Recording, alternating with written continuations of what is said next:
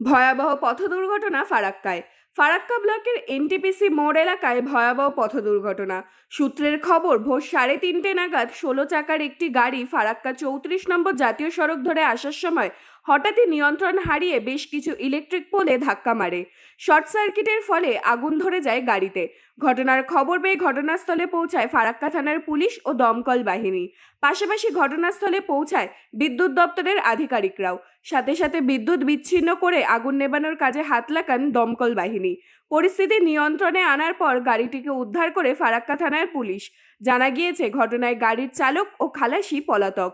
তবে এই ঘটনাতে কোনো হতাহতের খবর নেই। দুর্ঘটনার জেরে বেশ কিছুক্ষণ রাস্তায় যানজটের সৃষ্টি হয়। পরে তার নিয়ন্ত্রণে আনে পুলিশ। গাড়ি কি ব্রেক ফেল হয়েছিল না ঘুমিয়ে গেছিল ড্রাইভার, এমন কি মনে হচ্ছে? আমরা শুনলাম কি ঘুমিয়ে গেছিল এরকম।